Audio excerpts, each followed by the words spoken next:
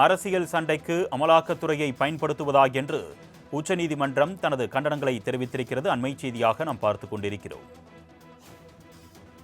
அரசியல் சண்டைக்கு அமலாக்கத்துறையை பயன்படுத்துவதா என்று வழக்கு ஒன்றின் விசாரணையின் போது உச்சநீதிமன்றம் தனது கண்டனங்களை தெரிவித்திருக்கிறது. அண்மை செய்தியாக பார்த்துக் கொண்டிருக்கிறோம். இதுகுறித்த கூடுதல் விவரங்களை சிறப்பு செய்தியாளர் ஜீவபாரதி வழங்க நாம் கேட்கலாம். வணக்கம் ஜீவபாரதி, தொடர்பான கூடுதல் விவரங்கள்.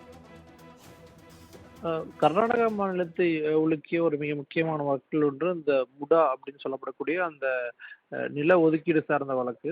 அதில் குறிப்பிட்டு கர்நாடக முதலமைச்சர் சித்தராமையாவினுடைய மனைவி மீது அமலாக்கத்துறை தொடர்ச்சியாக விசாரணை எல்லாம் செஞ்சுட்டு இருந்திருந்தாங்க.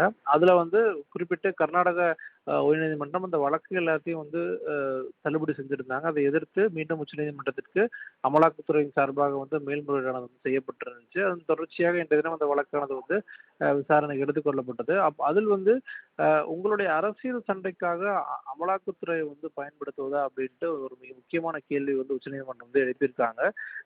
தொடர்ச்சியாக இந்தியாவில் பல்வேறு அரசியல் தலைவர்கள் மீதான அந்த அமலாக்கத்துறையினோட வழக்குகளை தொடர்ச்சியா நம்ம பார்த்துட்டு இருக்கோம். அதுல குறிப்பிட்டு பாஜகவினுடைய எதிர்க்கட்சியில் சார்ந்த நபர்கள் தலைவர்கள் மீது தொடர்ந்து இத்தகைய இந்த வழக்கு விசாரணை எல்லாம் முன்னெடுத்துட்டு இருக்காங்க. அதை கடுமையாக கண்டிக்கக்கூடிய விதமாகத்தான் இந்த ஒரு மிக முக்கியமான அப்சர்வேஷன் கொடுத்திருக்காங்க. அதே போல